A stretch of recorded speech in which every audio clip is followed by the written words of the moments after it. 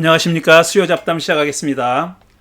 제 책 일그러진 영웅 대 만들어진 영웅, 사울 다윗 평전, 이 책을 읽어가며 설명하고 있습니다. 오늘은 제 4장 집안에서 물이 더 많이 새기 시작했다. 이거는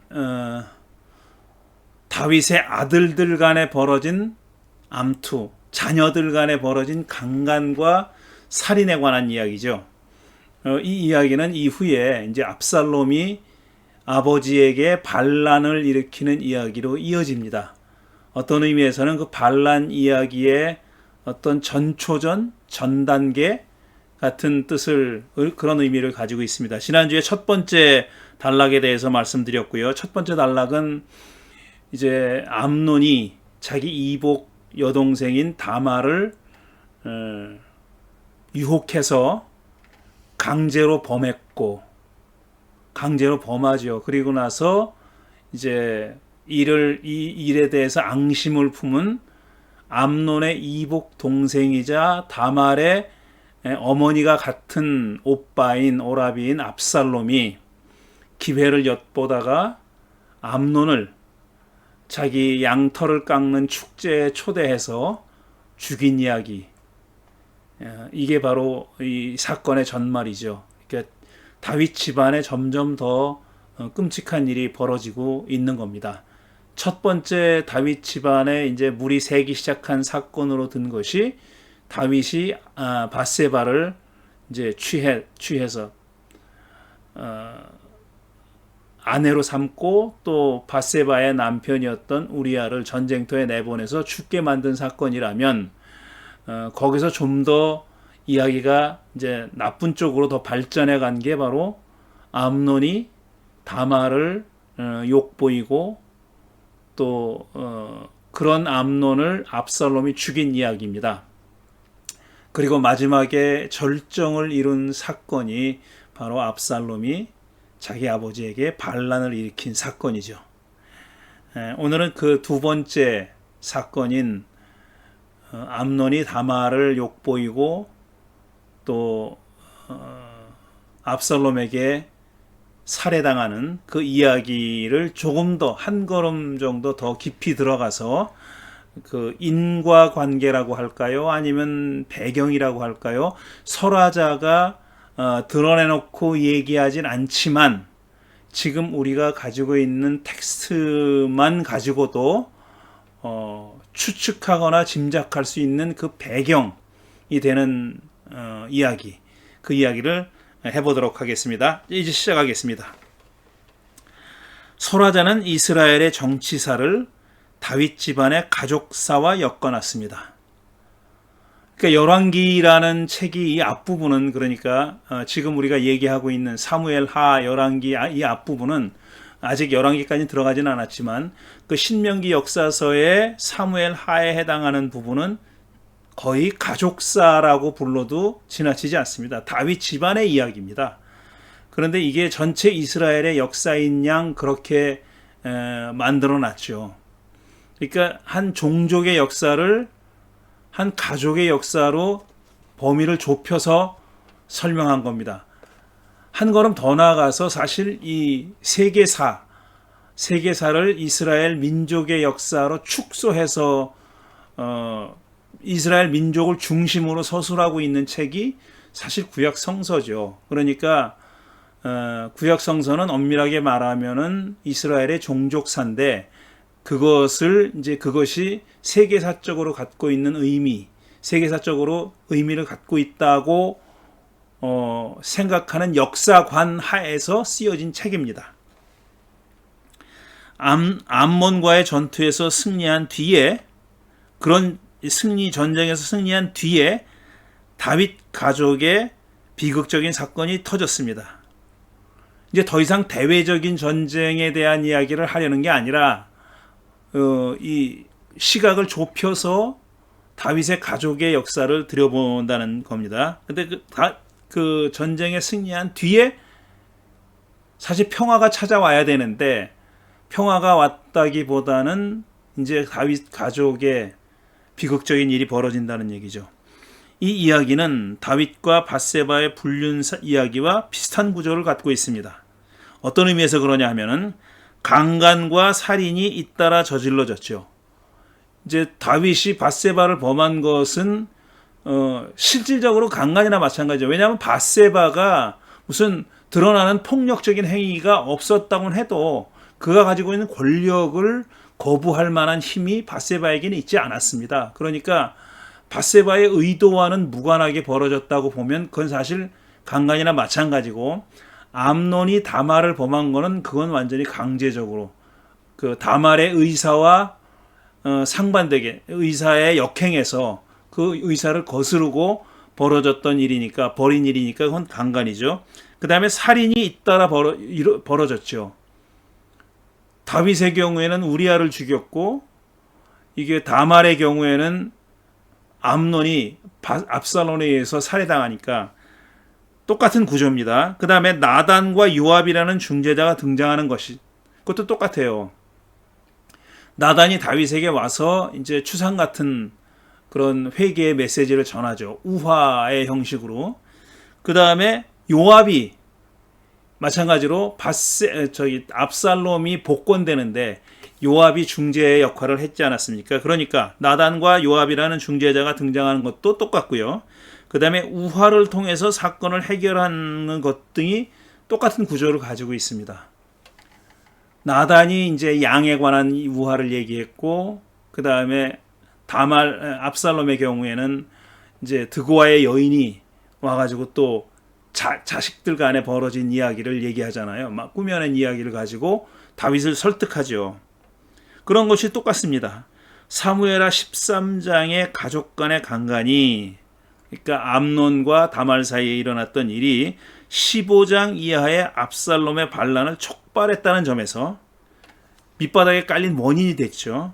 13장과 14장은 15장 이하에 벌어지는 사건, 그러니까 압살롬의 반란 사건의 서론이라고, 서막이라고 볼 수 있습니다. 다윗은 이 모든 사건의 빌미를 제공했어요. 다윗이 빌미를 직간접적으로 제공한 거나 마찬가지입니다. 어떤 의미에서 그러냐 하면은, 암논이 다말을 강간한 사건의 뿌리에는 여러 번에 걸친 다윗의 정략 결혼이 자리 잡고 있습니다. 일단 가족이 이렇게 복잡해진 게, 가족 관계가 복잡해진 데는 다윗이 행한 정략 결혼이 그 원인이다라는 얘기입니다. 다른 어머니에게서 태어난 아들들이 왕위를 놓고 다투는 일은 매우 흔했죠. 이건 뭐 이스라엘뿐 아니라 고대 중동 문화권뿐 아니라 어디서나 흔하게 벌어지는 일입니다.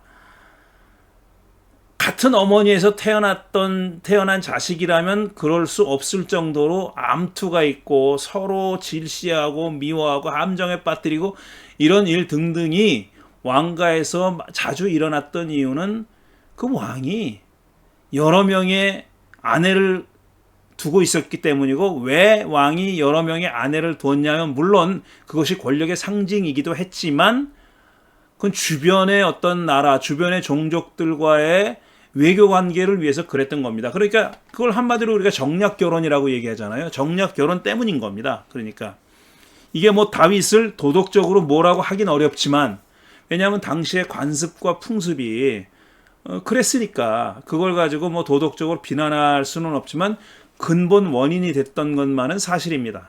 그러니까 이복 간의 사이가 그렇게 나쁜 경우가 많잖아요.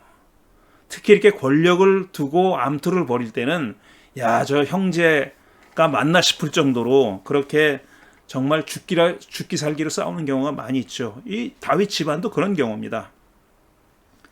다른 어머니에게서 태어난 아들들이 왕위를 놓고 다투는 일은 매우 흔했죠. 그 와중에 이복 남매와 부적절한 관계를 맺는 일은, 첫째로 욕정을 채우는 일은 맞습니다. 지금 암논도 그랬어요. 다말을 보고 사랑하게 됐다 그랬잖아요. 나중에 이게 사랑이 아니라 사실은 욕망이고 욕정을 채우는 일에 불과했지만 어쨌든 다말을 마음에 두고 있었던 건 사실이잖아요. 그것도 사실이지만 동시에 정치적 목적을 달성하려는 행위로 볼 수도 있다는 얘기입니다. 그러니까 이거는 자기가 어머니가 다른 그런 그 형제나 남매들을 마음대로 할 수 있다. 라는 것을 보여주는 자기의 정치적인 어떤 그 힘, 권력, 이걸 보여주는 하나의 수단이 될 수도 있다는 얘기입니다. 다말은 눈에 띄게 아름다웠고 암논은 그런 이복 동생을 욕정의 대상으로 삼아도 될 만한 권력을 갖고 있다고 생각했던 거죠. 그리고 사실 그런 권력을 갖고 있었던 것이 맞죠. 도덕적으로 옳다는 얘기가 아니라 그게 현실이 그랬다는 얘기입니다. 그 다음에 벌어진 일들을 보면은 암논이 그런 것에 대해서 어떤 공식적인 제재가 없잖아요. 그러니까 그건 허용이 됐다는 얘기입니다. 이복 동생에게 그런 짓을 가하는 것이 도덕적으로는 비난을 받을 수 있는 일이었는지 몰라도 그걸 가지고 어떤 그를 폐위한다든가 죽인다든가 무슨 치명적인 벌을 준다든가 이런 일은 아니었다는 얘기예요. 그만큼 암논이 맏아들로서 갖고 있던 권력이 대단했다는 것을 보여주는 그런 간접적인 증거이기도 합니다. 보충 설명, 이 다말에 대한 얘기인데요. 구약 성서에는 3명의 다말이 등장합니다. 처음 등장하는 다말은 유다 지파의 조상인 유다의 큰 며느리 다말이죠. 창세기 38장에 나오는, 그러니까 창녀인 것처럼 꾸며가지고 자기 시아버지를 유혹해서 자식을 낳은 바로 그 며느리, 유다의 며느리가 다말이죠. 그녀는 시아버지 유다가 시동생과의 동침을 불허하자 창녀로 변장하여 유다를 유혹해서 임신을 합니다. 그래서 유다가 그 임신 소식을 듣고 죽이려고 그랬는데 알고 보니까 자기 자식이야. 그런 아주 놀라운 어처구니가 없는 충격적인 일이 벌어졌다는 얘기가 창세기 38장에 나옵니다. 다음에 등장하는 다말은 바로 우리의 주인공 암논에게 강간당한 다말이고, 마지막에 등장하는 다말은 두 번째 다말의 오라비 압살롬의 딸입니다. 그러니까 이모인 거죠. 그러니까 암논에게 피해를 받은 다말의 조카인 거죠. 자, 암논은 물불가리 안 가리고 욕정을 채울 정도로 비이성적인 사람은 아니었습니다. 그런 건 아니었어요. 처음에 시작은 그러지 않았다는 겁니다. 다말을 어떻게 해보지 못하고 이 암논이 상사병에 걸렸다고 하니까 말이에요. 알아 누웠어요. 그러니까 그때만 해도 자기가 이렇게 욕을 보려는 생각은 없었던 거예요. 차마 그렇게는 못하겠다고 생각했던 모양입니다. 그런데 그걸 부추긴 녀석이 옆에 있었죠. 그게 요나답입니다. 여기에는 일반적으로 사랑을 지칭하는 아하브라는 히브리 동사가 쓰였어요. 하지만 문맥상 그 말은 욕정 또는 색욕을 가리킨다고 봐야 되겠죠. 무슨 고상한 의미의 사랑이 아니라 암논의 친구 요나답에 대해서도 일반적으로 지혜롭다는 의미인 하캄이라는 히브리어가 사용됐지만 이 하캄에는 다양한 뜻이 있습니다. 좋은 뜻도 있고 지혜라는 뜻도 있고 아주 나쁜 뜻으로 교활하다 뭐 이런 뜻도 있어요. 새번역 성서는 문맥에 맞게 교활하다는 말로 번역을 했습니다. 그러니까 번역을 문맥에 맞게 적절하게 한 거죠. 요나단은 암논의 욕정을 간파하고 다말을 끌어들일 계획을 알려주죠. 아픈 척을 해라. 그리고 아버지한테 청하라. 이렇게 얘기했잖아요. 그것이 성공하기 위해서는 다윗의 역할이 결정적으로 중요했습니다. 다윗이 할 수 있는 일이에요. 그러니까 다말을 암논의 침실에 들어가게, 그러니까 병구안을 하게 만들 수 있는 힘을 가진 자는 왕밖에 없어요. 아버지밖에 없어요. 그러니까 다윗이 역할을 한 거죠. 이 사단의 역할을 한 겁니다. 처녀공주 다말은 궁전에서 형제와 만나는 것조차 제한하는 구역에 거주했으므로 그렇게 설명이 나오잖아요. 그녀를 자기 방까지 끌어들이려면 다윗의 힘이 절대적으로 필요했습니다. 그러면 여기서 질문 들어가는 거예요. 다윗은 왜 암논이 다말을 불러달라고 했는지 의심해 보지 않았을까? 왜 자기 아들이 이복 여동생을 그렇게, 음식 만들어줄 사람이 다말밖에 없는 건 아니잖아요. 그런데 다말을 꼭 지목해가지고 자기를 병구안하게 해달라고 말했을 때 의심하지 않았겠느냐 하는 겁니다. 게다가 또 자기가 밧세바를 범한 그런 전력도 있잖아요. 그러니까 상식적으로 보면은 충분히 의심할 수 있었겠다라는 겁니다. 그랬다면 다윗을 지혜로운 사람이라고 말할 수 있겠죠.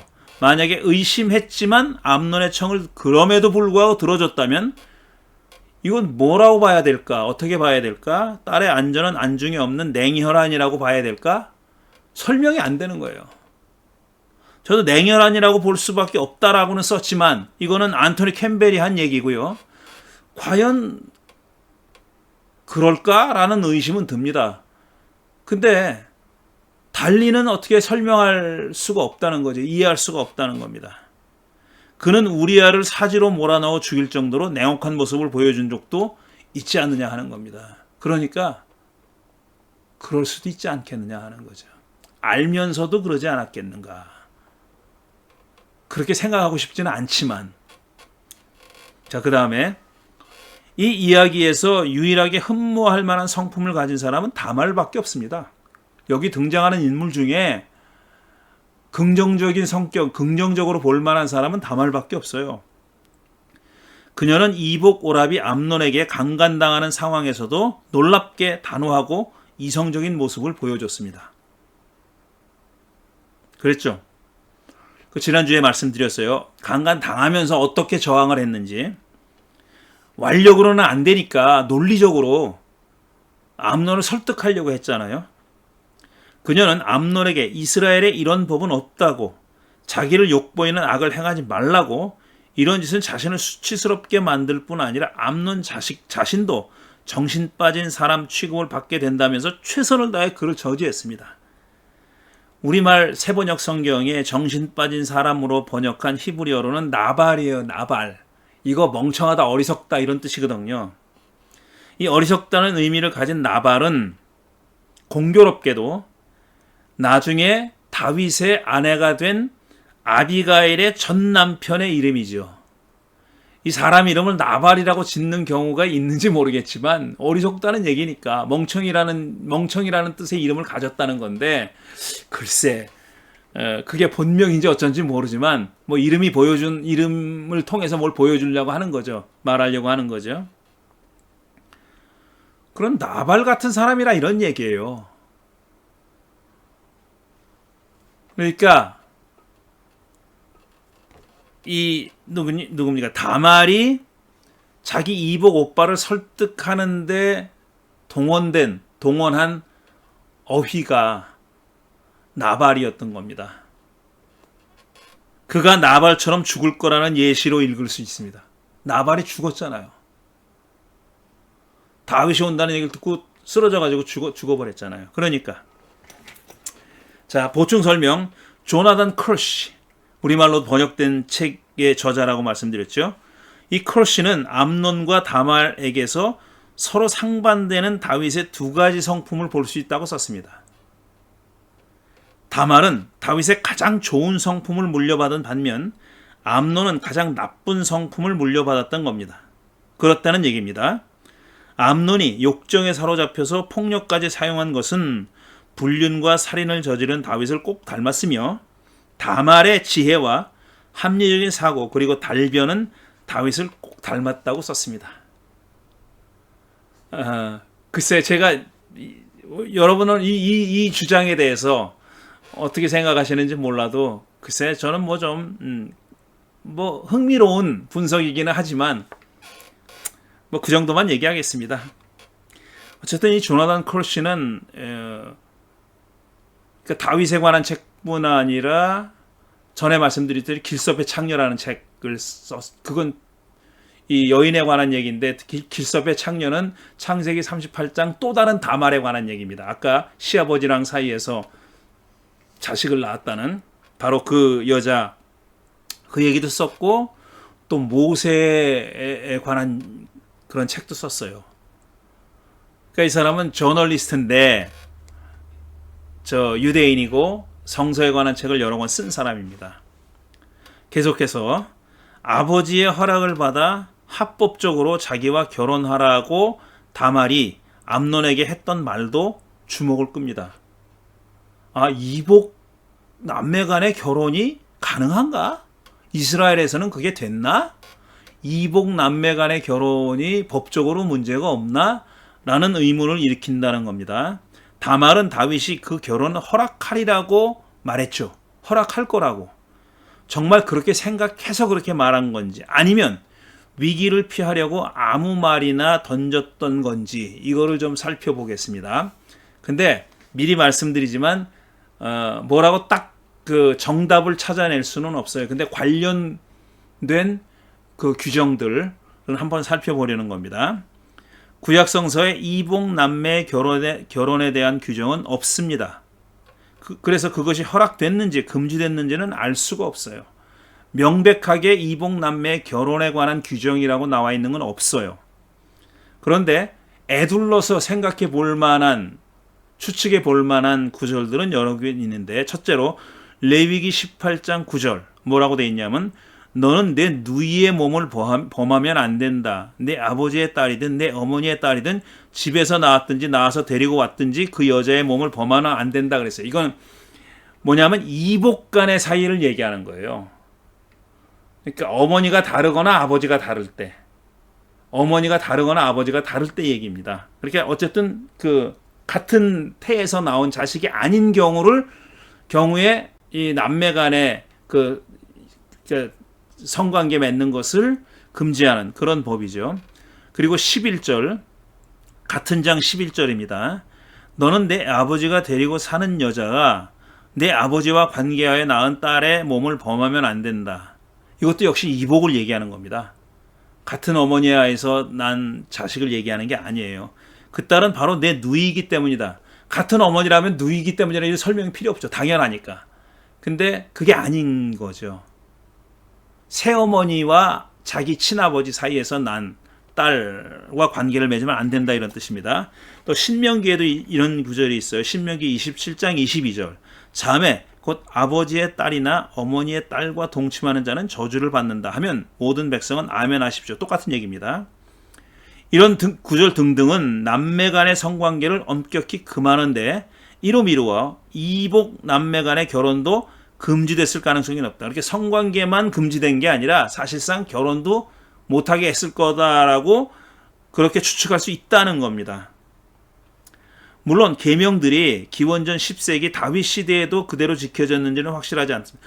우리 구약 성경에는 이게 훨씬 앞에 나오지만, 모세오경에 나오지만, 모세오경의 계명이 반영하는 사회상은 훨씬 후대의 것인 경우가 많이 있습니다. 그러니까 이 다윗 시대에는 아직까지 이런 규정들이 정착되지 않았을 가능성도 있다는 얘기예요. 그런 뜻입니다. 이와 별도로 출애굽기 22장 16절에 이런 규정이 있어요. 어떤 사람이 아직 약혼하지 않은 처녀를 꿰어서 건드리면 그는 반드시 신부의 몸값을 내고 그 여자를 아내로 맞아들여야 한다라는 거죠. 그러니까 남자가 유부남이든지 총각이든지 상관없이 약혼하지 않은 처녀를 꿰어서 건드리면, 그러니까 성관계를 맺으면 몸값을 내고 결혼해야 된다는 겁니다. 반드시 그 여자와 결혼해야 된다는 거예요. 그러니까 몸값도 내고 결혼도 해야 된다는 얘기입니다. 몸값을 내거나 결혼하거나 이 둘 중에 하나라는 얘기가 아니라 몸값은 몸값대로 내고 결혼은 결혼대로 해야 된다는 얘기예요. 근데 만약에 약혼한 결혼한 여자의 경우는 이건 간음이에요. 이건 둘 다 죽는 거예요. 둘 다 죽여야 되는 겁니다. 신명기 22장 28, 29절 어떤 남자가 약혼하지 않은 처녀에게 욕을 보이다가 두 사람이 다 잡혔을 때는 그 남자는 그 처녀의 아버지에게 은 50세겔을 지불해야 된다.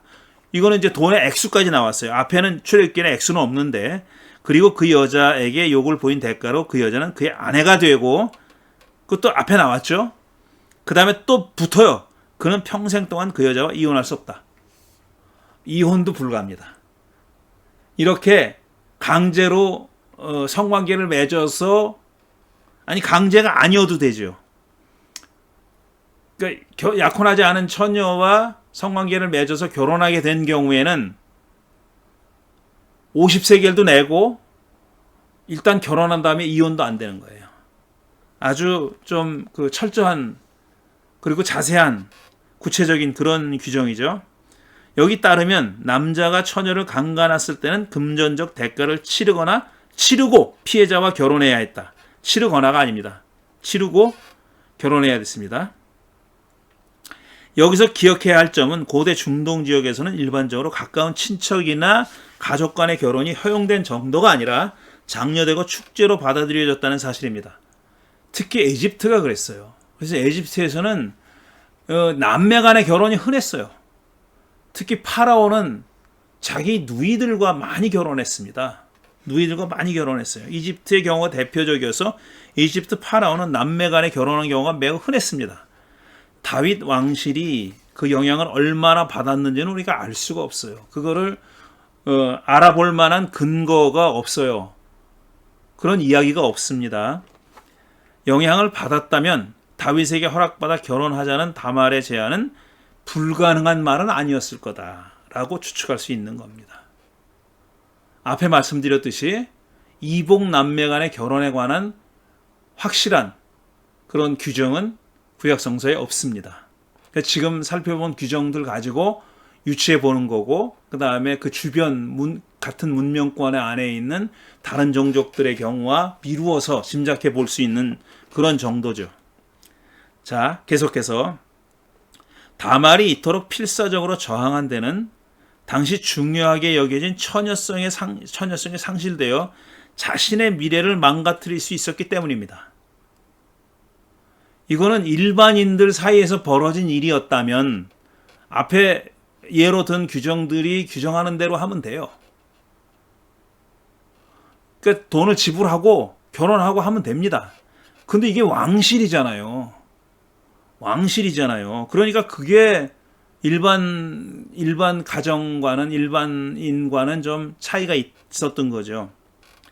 그래서 그녀가 궁전으로 돌아가지 못하고 압살롬의 집으로 가야 했던 것도 이 때문입니다. 그러니까 완전히 미래가 망가져 버린 겁니다. 이렇게 한번 욕보임을 당함으로써 이 다말의 일생이 완전히 망가져 버린 겁니다. 역설적이게도 강간 피해자가 취할 수 있는 최선의 방책은 강간범과 결혼하는 길밖에 없었습니다. 앞에 규정에 따르면 그래요. 그것도 다말에게는 쉬운 일이 아니었지만 말이에요. 게다가 뭐라고 얘기합니까? 암논이 다말을 그렇게 욕보인 다음에 싫어졌다 그랬잖아요. 그런 일을 벌이기 전에는 거의 상사병이 걸릴 정도였던 작자가 일을 치른 다음에는, 나쁜 짓을 한 다음에는 보기 싫어졌다는 거예요. 그 얘기는 아내로 맞아들일 생각이 없다는 얘기입니다. 왕실에서도 그게 가능했는지와는 별도로 암논이 그걸 원하지 않았다는 겁니다. 근데 규정에 따르면 그가 원하든 원하지 않았든 했어야 되는 거예요. 그렇게. 암논에게는 그럴 생각이 전혀 없었습니다. 그는 다말을 사랑했다지만 욕정을 채운 후 마음이 변했다고 13장 15절에 그렇게 얘기하고 있습니다. 요나답이 처음부터 왕의 허락을 받아 다말과 결혼하는 방안을 제안하지 않은 것도 아마 암논의 목적을 파악했기 때문에 결혼할 생각이 있어서 저라는 건 아닐 거다라고 파악했기 때문일 수도 있습니다. 그건 추측이지만요. 다시 한번 보충 설명. 구약 성서의 강간 사건으로는 야곱의 딸 디나가 히위 사람 하몰의 아들 세겜에게 강간당한 사건이 유명합니다. 창세기 34장에 나오는 거예요. 아주 유명한 사건이죠. 이거는. 자, 요셉의 집안이 이제 세겜에 머물고 있을 때 그 세겜에 살고 있었던 세겜 사람의 집안 사람 중에 하몰의 아들 세겜, 이거 지역 이름과 똑같아요. 사람 이름이. 하몰이라는 자의 유력한 집안의 아들인 세겜이 디나를 보고 반했어요. 이건 암논하고 똑같습니다. 암논이 다말을 보고 반했듯이 이 세겜이 디나를 보고 반했어요. 그래서 디나를 강간했다는 겁니다. 똑같아요. 암논이 한 짓과. 그런데 그 다음이 달라요. 그 다음이. 세겜은 디나를 강간했지만 나중에 그녀를 사랑하게 되었다는 거예요. 그래서 결혼시켜달라고, 결혼하게 해달라고 사정을 합니다. 야곱에게 가서 사정을 해요. 아버지가 그 아들을 데리고 가서 내 아들 죽게 생겼으니까, 그런 말은 안 나오지만, 죽게 생겼으니까 당신 딸과 결혼하겠다고 지금 이렇게 강하게 얘기하니까, 아니면 안 된다고 하니까 결혼시켜 줍시다. 그래요. 그런데 디나의 오라비들이 반대합니다. 야곱의 아들들이 반대해요. 그래가지고 속임수를 쓰죠. 어떤 속임수를 쓰느냐. 야곱의 아들들은 이 혼인을 반대했죠. 이들은 하몰 부자에게, 그리고 나서 뭐라고 얘기하냐면, 세겜의 남자들이, 그러니까 세겜에 사는 모든 남자들이 할례를 받으면 혼인하겠다고 거짓말합니다. 혼인할 생각도 없으면서. 그러니까 또 이 세겜 하몰은 유력자였나 봐요. 세겜 사람들한테 다 그걸 설득을 해요. 설득을 해서 뭐 물론 이제 나쁜 얘기를 합니다. 얘네들을, 이 집안 사람들을 다 이제 속된 말로 하면은 착취하자, 이렇게 얘기합니다. 그래서 설득해가지고 다 할례를 받아요. 그러니까 며칠 동안 꼼짝도 못하고 누워 있는데, 그때 야곱의 아들들이 세겜의 남자들 다 몰살시켜요. 몰살해버려요. 디나를 강간했지만 나중에 그녀와 결혼하려고 애쓴 세겜이 다말을 강간했지만 그 후에 내쫓은 암논보다 낫다고 해야 하지 않겠습니까? 물론 디나의 오라비들의 속임수에 넘어가서 다 죽었지만, 그렇게 결혼할 의도를 가지고 다 할례를 받은 거 아니에요. 그러니까 암논보다 디나가, 그 세겜이 더 도덕적으로 낫지 않냐는 거예요. 뭐 나아봤자지만요. 자, 계속해서 암논은 다말의 호소에 귀를 기울이지 않고 결국 무자비하게 그녀를 강간합니다. 이게 강간이라는 말이 많이 나와가지고 이게 어떻게 될지 모르겠는데, 뭐 그렇게 했으니까요. 그의 행위는 밧세바를 불려들여 불륜을 저지른 다윗의 행위야 뭐가 다릅니까? 다를 게 없죠. 그 아버지의 그 아들이죠. 다말에게 가능한 선택이 뭐였냐 하면은 두 가지입니다. 사건을 비밀에 붙이는 것과 드러내는 것, 공개하는 것, 두 가지밖에 없었어요. 그런데 다말은 후자를 택합니다. 막 떠들고 돌아다니는 게 아니라 자기의 행색으로 그걸 표현하죠. 자기의 외모로 그걸 표현합니다. 그녀는 머리에 재를 끼얹고 입고 있던 공주의 옷을 찢고 얼굴을 감싼 채 목을 놓아 울었다는 거예요. 이건 자기가 지금 흉악한 일을 당했다는 것을 보여주는 거잖아요. 그러니까 이걸 감출 생각이 없어요. 다말은 감출 생각이 없어요. 다말의 행위는 자신이 강간 사실을 드러낸 의도적인 행위였죠. 의도적인 행위였어요. 의도를 안 갖고 했을 리 없어요.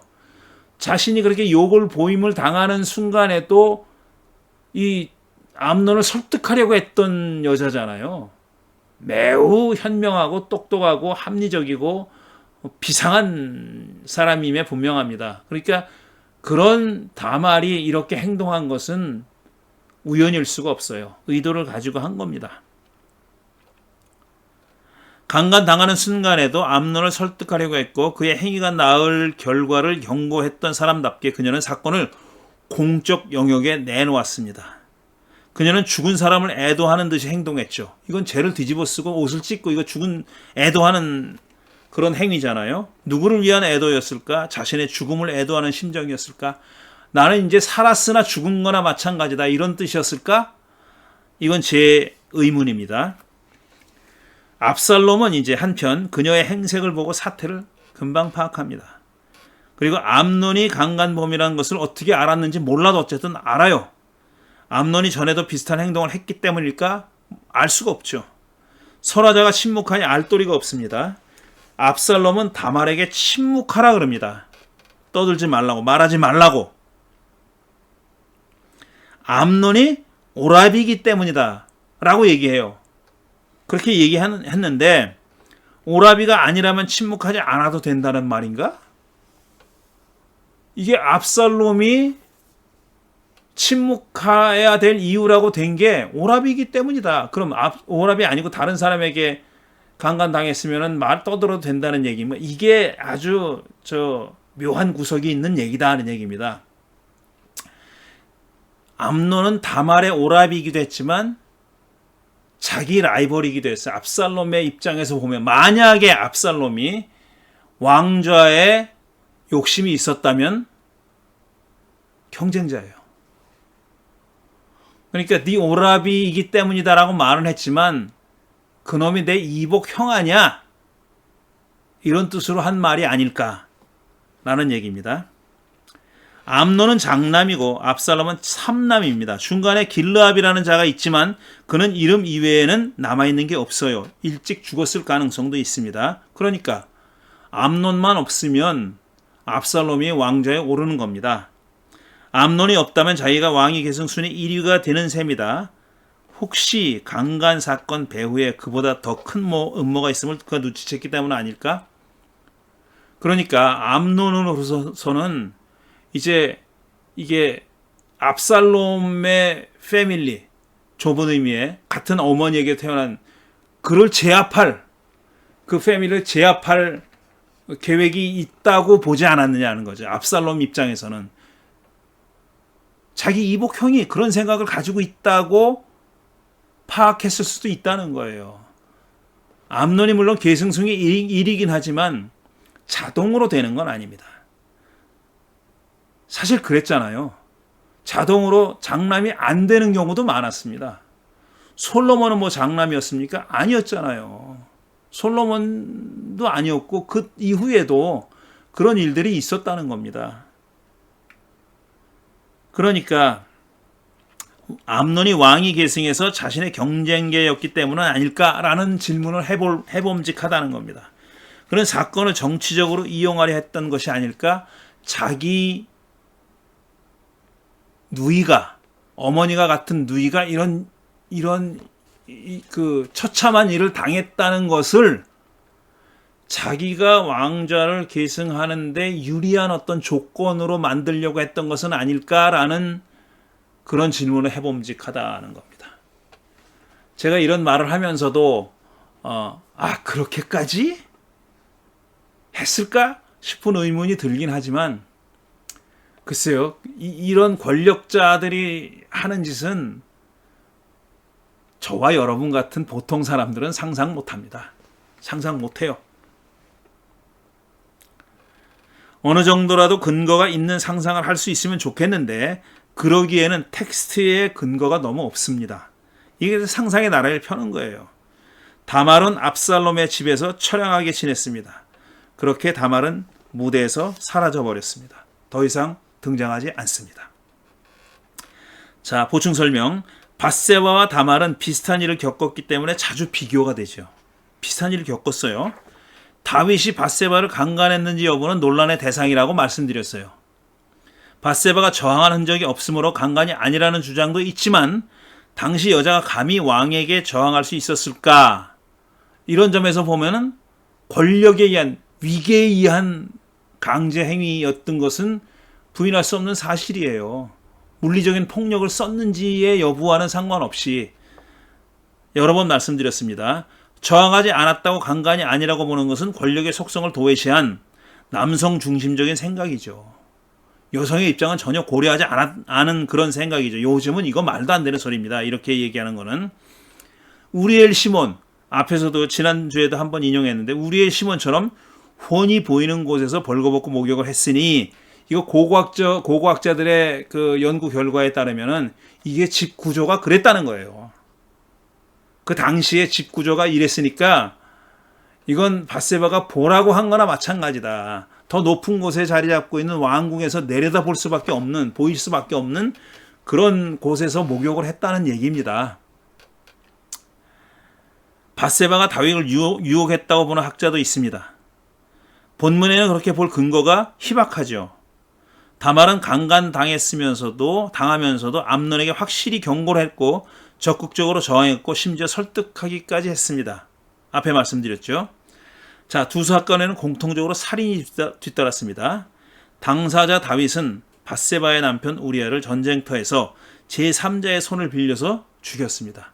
너무너무 가증스러운 그런 행위였죠. 반면 다말의 경우에는 제3자 압살롬이 암논을 죽였습니다. 이건 다말의 의사와는 상관없이 벌어진 일입니다. 전자는 불륜을 감추고 밧세바를 차지하기 위한 살인이었고, 후자는 동생의 복수를 위한 살인 혹은 동생의 복수를 빙자한 자기의 정치적 야욕을 이루기 위한 살인이었습니다. 강간 피해자의 운명도 갈렸죠. 강간 사실은 감추고 임신 사실을 은밀하게 다윗에게 알렸던 밧세바는 그의 아내가 되어 왕위에 오른 다음에 솔로몬을 낳아서 그로 하여금 대를 잇게 했어요. 그런데 강간 사실을 공개했던 다말은 밧세바와 달리 밧세바는 I'm pregnant 하고 은밀하게 다윗에게만 전했잖아요. 근데 다말은 행색을 통해서 사실 공개한 거나 마찬가지예요. 그 오빠가 조용히 있어라, 말하지 말아라 했지만 사실 공개해버린 거나 마찬가지죠. 그런 다말은 다윗의 무관심 속에서 오라비 집에서 처량하게 지내야 했습니다. 다윗의 무관심에 대해서는 조금 이따 금방 얘기합니다.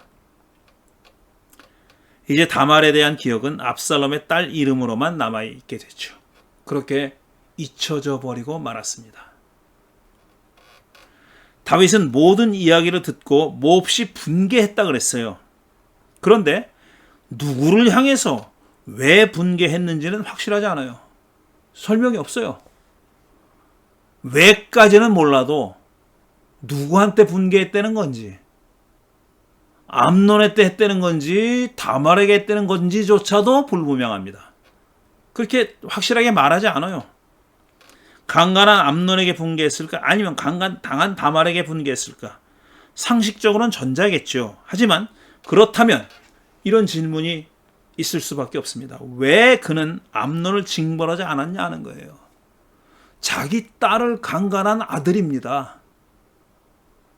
그런데 징벌하지도 않고 결혼도 시키지 않았어요.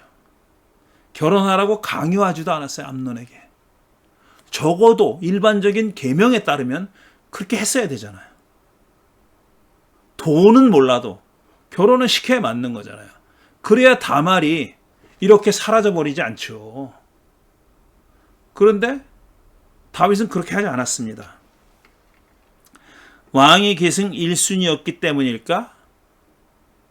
왕조차도 함부로 못했냐 하는 겁니다. 못했을까 하는 질문입니다.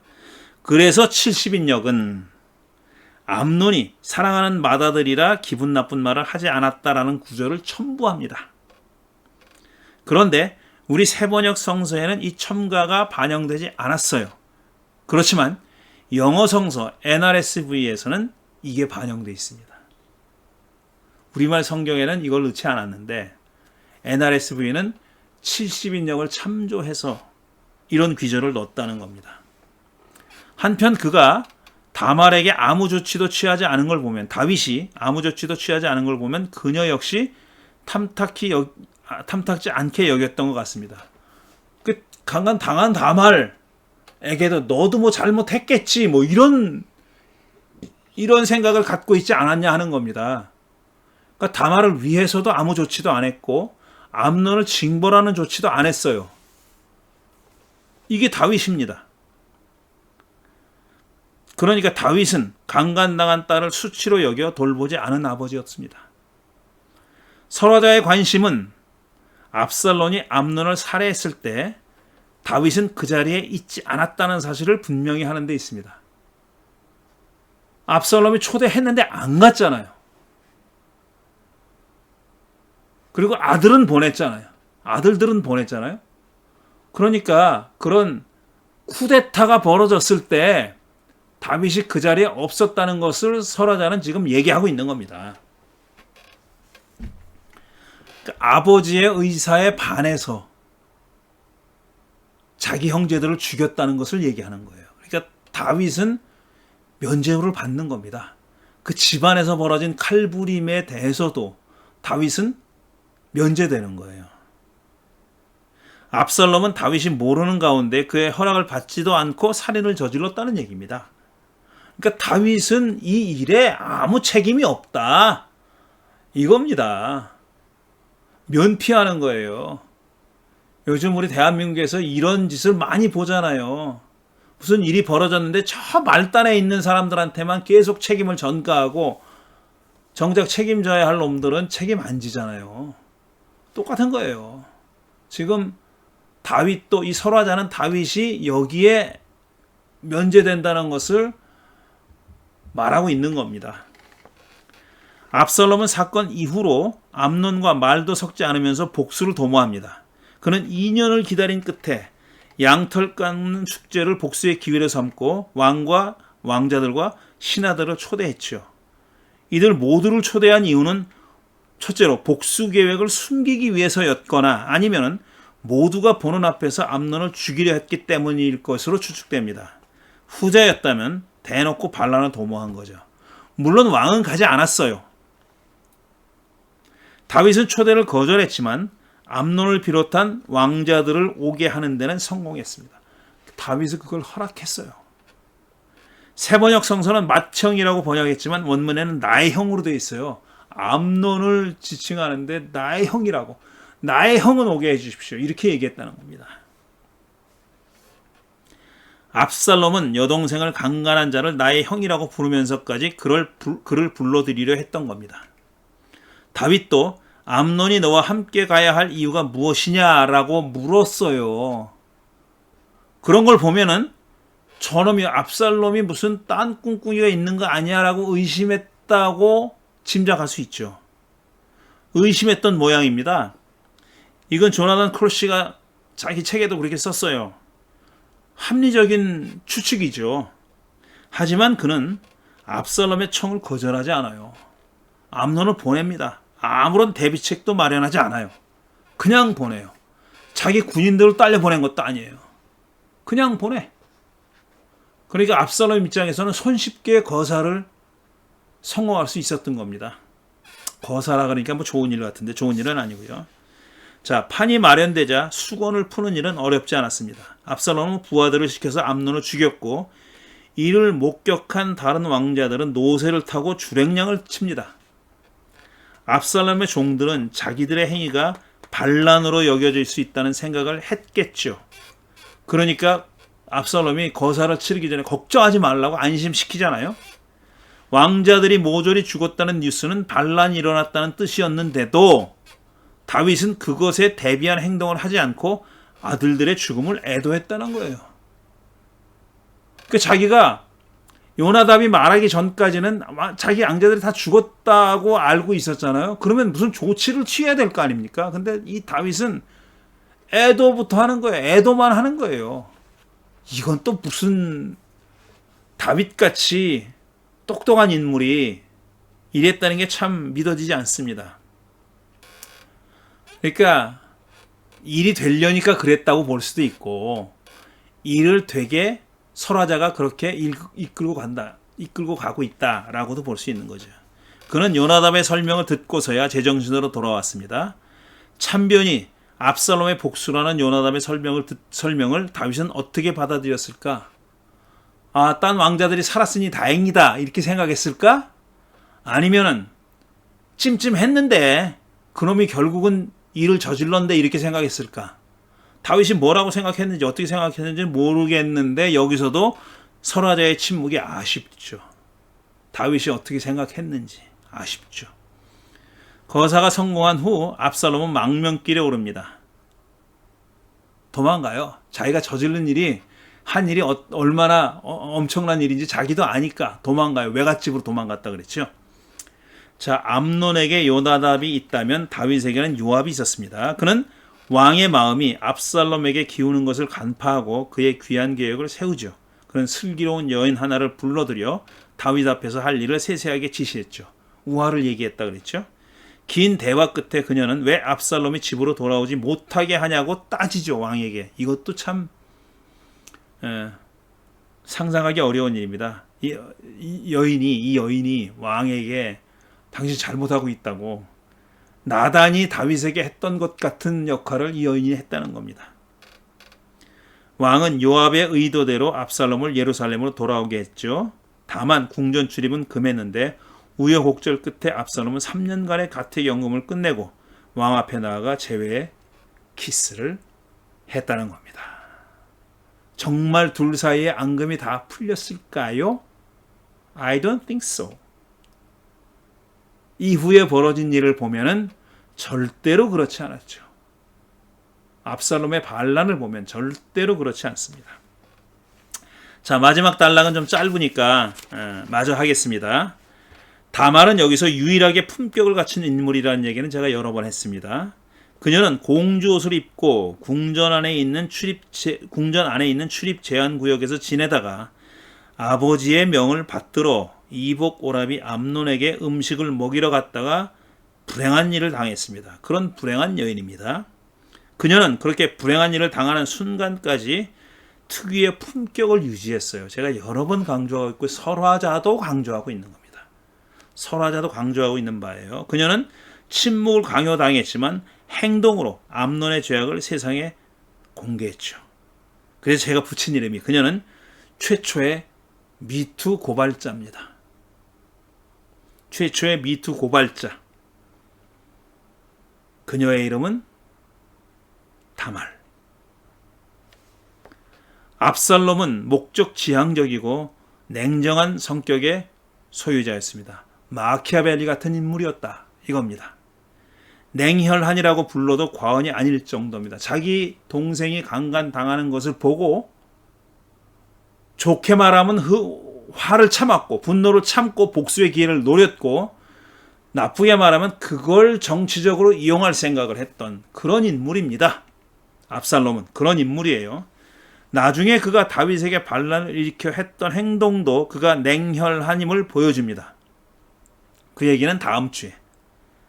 그는 다말에게 침묵을 강요했습니다. 사건이 세상에 드러나면 암논을 살해하는데 방해될까봐 그랬을 수 있습니다. 합리적인 추측입니다. 이거 일을 시끄럽게 만들면은 복수하기 힘들지도 몰라. 그러니까 조용히 도모했던 겁니다. 그가 암논을 죽이려 했던 데는 복수 이상의 정치적 동기가 작용했다고 보입니다. 앞에서도 말씀드린 거예요. 정치적 살인을 동생에 대한 복수로 숨기려 했던 것은 아닐까? 겉으로 보기에는 동생에 대한 복수잖아요. 사실은 그 밑바닥에는 정치적인 동기가 깔려있지 않았냐 하는 겁니다. 그녀를 자기 집에 들인 것도 보호하는 것처럼 보이지만 사실은 감금할 목적이었다고 하면 지나친 축축일까요? 저도 좀 지나치다고는 생각합니다. 왜냐하면 다말이 자기가 당한 일을 얘기할 수 있잖아요. 더 넓게 공개할 수 있지 않습니까? 그걸 막고 싶었던 거죠. 왜? 복수를 위해서 한 걸음 더 나아서 자기의 정치적인 목적을 달성하기 위해서. 그는 결국 나중에 반란을 일으켜 다윗을 도피하게 만들었으니 결과적으로 그의 행위는 정치적 동기에서 나왔다고 해도 지나치지 않습니다. 이 얘기는 조엘 베이든이 쓴 다윗에 관한 그런 이야기에 등장하는 그런 주장입니다. 자, 다윗은 여기서도 복합적이고 모순적인 성격의 소유자임이 드러납니다. 제가 이제 사람들의 성격을 한번 분석해 보는 겁니다. 물론 성격 분석을 하기에는 너무나 자료가 불충분하고 제가 또 전문가도 아니지만 어쨌든 저 나름대로 한번 해보려는 겁니다. 다윗은 여기서도 복합적이고 모순적인 성격의 소유자임이 드러납니다. 그는 암논의 행위에 크게 분노했다고 했어요. 물론 누구를 향해서 왜 분노했다는 건 분명치 않지만 상식적으로 암논과 다말 다에게 분노했을 수도 있어요. 어쨌든 암논에게 분노했다는 것만은 사실이었겠죠. 그렇지만 화내는 것 외에는 아무런 조치도 취하지 않았습니다.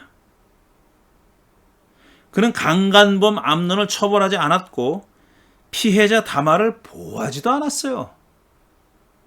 그냥 방치했습니다. 둘 다 방치했어요. 둘 다 방치했어요.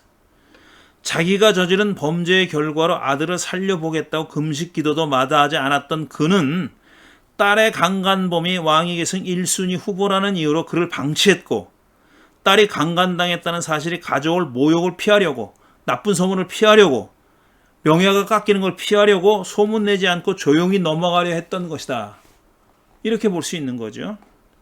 이와 같은 그의 행위를 정당화할 수 있는 유일한 이유는 그는 다말 강간 사건과 암논 피살 사건이 자신의 죄악에 대한 야훼의 징벌이기 때문에 감수할 수밖에 없다고 여겼기 때문이라는 설명이 유일한 설명입니다. 왜냐하면 다윗이 밧세바와 불륜 사건을 일으킨 다음에 나단이 그에게 와가지고 추상같이 심판의 말씀을 전하잖아요. 당신 집에서 칼부림이 끝이지 않을 것이다.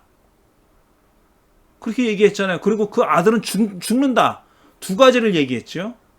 그러니까 이런 일이 벌어지는 걸 보고 이건 어차피 예정돼 있는 거다. 이미 판결이 내려진, 자기가 저지른 죄악 때문에 이미 하나님의 판결이 내려진 일이니까 이런 일이 벌어지는 거 아니냐 라고 봤기 때문에 소극적으로 대응했다고 하는 것이 유일한 설명이 될 수 있다는 겁니다. 다윗의 행위를 설명할 수 있는 유일한 길이다. 이런 뜻입니다.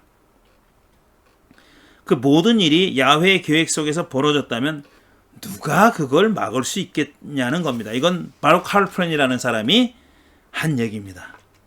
상당히 그럴듯하죠. 뭐 이게 익스큐즈가 될지는 모르겠지만 어쨌든 상당히 그럴듯한 설명이라고 볼 수 있습니다. 계속해서 압살롬은 자진해서 망명길에 올랐습니다. 내뺀 거죠. 그러니까 자기가 저지른 일이 얼마나 대단한 엄청난 일입니까? 세자를 죽였잖아요. 그가 그술에 머물던 3년 동안은 다윗이 그를 추적하지 않았다는 사실은 그게 귀양살이였음을 보여주는 사실이다. 도망뿐 아니라 귀양살이 권력자가 보내는 거잖아요. 그러니까 이거는 다윗이 암묵적으로 허락한 일이다 이겁니다. 그러니까 정말 압살롬을 죽이려고 했으면 쫓아가 죽였어야죠. 자기 큰아들을 죽인 놈 아닙니까? 그렇게 하지 않았어요. 근데 다윗은. 그러니까 실질적으로는 귀양살이 같은 거였다는 거죠. 자기 처가에 가 있던 압살롬을 다윗이 데려오지 않은 이유가 여기 있습니다. 그가 돌아올 수 있었던 데는 슬기로운 여인뿐 아니라 그의 귀환을 원했던 정치 세력이 있었던 것이 아닐까 싶습니다. 요압도 그 중에 하나였지 않았을까 하는 겁니다. 다윗이 그를 2년간 가택연금의 처벌을 부과한 데는 그의 귀환을 반대한 정치 세력의 영향력이 작용했기 때문이 아닐까라고도 추측할 수 있습니다. 이게 팽팽히 맞섰을 수도 있다는 겁니다. 친압살롬파와 반압살롬파가 맞섰을 수도 있었다는 그런 추측이죠. 이러는 동안 다윗과 압살롬의 관계는 조금씩 멀어졌다고 추측됩니다. 압살롬이 반란을 일으킨 데는 이런 복합적인 원인이 작용했을 거다라는 겁니다. 그러니까 압살롬이 순수하게 개인적인 어떤 정치적 욕망을 이루기 위해서라고만 보는 거는 너무 단순하게 보는 거다 이거죠. 압살롬을 지지하는 정치 세력이 없었으면 그 성공할 수 없었죠. 물론 일시적인 성공이었지만 그게 가능하지 않았다는 겁니다. 압살롬 혼자 무슨 독불장군처럼 할 수는 없는 일이다 하는 거죠. 그리고 나중에 알겠지만 압살롬이 자기의 정치적인 세력을 늘려나가는 행위를 합니다. 그런 상황이 이때는 없었겠느냐 하는 거예요. 지금 말씀드리는 이 시기에는 없었겠느냐? 있었을 수 있다는 거죠. 이런 물음에 대한 답은 텍스트의 내용만으로는 추론해내기 어렵고 상상력이 절대적으로 필요하죠. 물론 일정한 개연성과 타당성이 있는 상상력이어야 하지만 말입니다. 우리가 구약성서를 읽을 때 이 상상력이 없으면은 질문도 못 하고요, 답도 못 합니다. 일단 질문을 못 해요. 제가 많은 질문을 던지잖아요. 지금 읽어가면서. 근데 그 질문은 대부분 상상력에서 나오는 거예요. 지금 우리가 갖고 있는 텍스트를 근거로 해가지고 조금만 더 깊이 들어가 보는 그런 상상력이 필요한 거다라는 거죠. 물론 그게 맞을 수도 있고 틀릴 수도 있어요. 근데 상상력이 없는, 질문하지 않는 성경 읽기는 참 메마른 그런 방식입니다. 자, 보충 설명. 스티븐 맥켄지는 다윗이 압살롬과 공모해서 암논을 죽였을 거라는 다소 황당한 주장을 내놓습니다. 그러니까 다윗과 압살롬이 공모했다는 거예요. 그래서 압살롬이 그술에 가 있는 동안 3년 동안 그를 잡아주 않았던 거라는 얘기입니다. 그러니까 이런 거를 보면은 적어도 다윗의 묵계가 암묵적인 허용이 있었거나 아니면 좀 더 적극적으로 공모했거나 그랬을 수 있다는 겁니다. 그술왕 암미올의 아들 달메는 다윗의 장인이고 압살롬의 외할아버지였으므로 그가 원했다면 얼마든지 압살롬을 데려올 수 있었는데 그렇게 하지 않은 이유는 무슨 압살롬이 다윗의 적에게 도망간 게 아니에요. 자기 외가로 간 거잖아요. 그러니까 얼마든지 데리고 올 수 있었는데 그렇게 하지 않은 이유는 다윗이 그술을 압살롬의 귀향지가 아니라 도피처로 여겼기 때문에 한 걸음 더 나아가서 아예 다른 정치 세력으로부터 압살롬을 보호하려고 했던 건 아니냐. 이렇게 상상해 보는 겁니다. 설화자가 드고아 출신의 슬기로운 여인을 등장시킨 것도 다윗이 압살롬의 귀향을 결정하는 과정을 변증하기 위해서. 다시 말씀드리면은 다윗이 주체적으로 자기가 결정해서 데려온 게 아니라 슬기로운 여인의 어드바이스를 받아서 카운셀링을 받아서 그렇게 했다는 겁니다. 이게 스티븐 맥켄지가 써놓은 이야기입니다.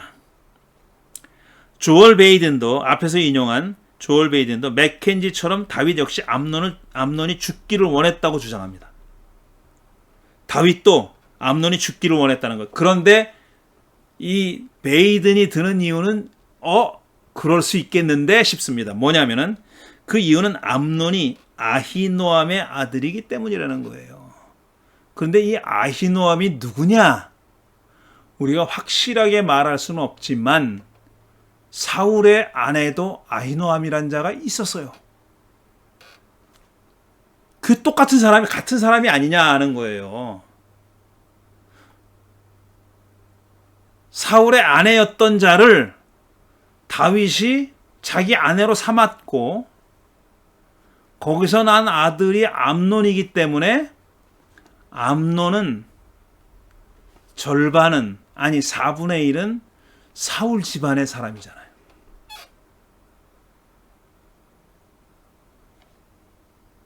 그렇다면은 만약에 암논이 왕좌에 오르면 사울 집안의 식구가 왕좌에 오르는 거예요.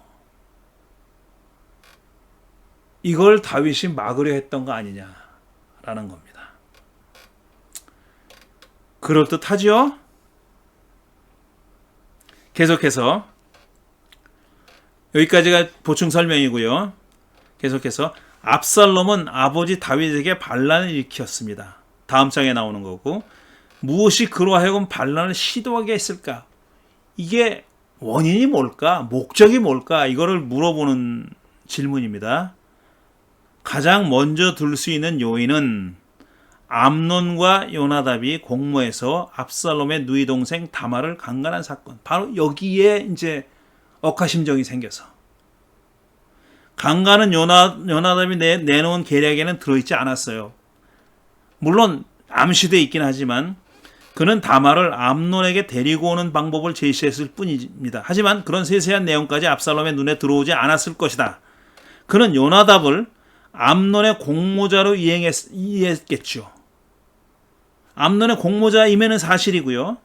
요나답은 왕자들 중에 오직 암논만 죽였다는 사실을 다윗에게 알려준 다음에 무대에서 사라졌어요. 어떻게 알았을까? 앞에서도 제가 의문을 제기했잖아요. 요나답이 그 현장에 있지도 않았는데 어떻게 알았을까? 다윗이 강간범 암논을 처벌하지 않고 피해자 다말을 돌보지 않았다는 점도 반란의 원인으로 작용했을 것입니다. 압살롬은 그렇게 왕에 대한 자기 아버지에 대한 억하심정이 있었을 거다라는 얘기입니다. 압살롬은 결국 암논을 죽였지만 그렇다고 해서 다윗의 행위를 용납하지는 않았을 수도 있다는 겁니다. 아버지가 어떻게 이럴 수 있어? 라는 생각을 했을 수 있다는 거죠. 하지만 이런 것들을 반란의 명분으로 내세울 수는 없죠. 너무 사적인 거니까요. 모든 반란과 쿠데타에는 공적인 명분이 필요합니다. 쿠데타를 일으킨 박정희와 전두환도 무슨 명분을 내세웠잖아요. 공적인 명분이 필요한 겁니다. 뒤집어 엎으려고 하는 체제와 내치려고 하는 권력자에게 백성들이 공감하는 허점, 약점, 나쁜 점이 있어야 하고 반란의 주도자에게는 그것을 개선할 수 있는 자질과 능력이 있음이 입증돼야 되는 거예요. 지금 뒤집어 엎으려고 하는 세력에게는 이런 나쁜 점들이 있고 이래서 나쁜 놈들이고 나는 그걸 바로잡을 수 있다라는 그런 어떤 명분이 있어야 성공할 수 있다는 거죠. 그러니까 반란은 반란자들만의 힘으로 되는 건 아니에요. 민초들의 동의가 없으면 실패합니다. 그 얘기를 하고 있는 겁니다. 압살롬이 예루살렘으로 돌아왔고 왕궁 출입이 자유로워진 후에 했던 일이 바로 이런 일이었습니다. 명분을 쌓는 일을 압살롬이 합니다. 그러니까 압살롬이 마키아벨리 같은 자라 그랬잖아요. 맞습니다. 압살롬은 마키아벨리 같은 그런 사람이었습니다. 어떻게 했을까요? 그건 이제 다음 주에. 오늘도 상당히 길게 얘기했으니까 다음 주에 다음 장으로 5장으로 넘어가겠습니다. 오늘은 여기까지 하겠습니다. 감사합니다.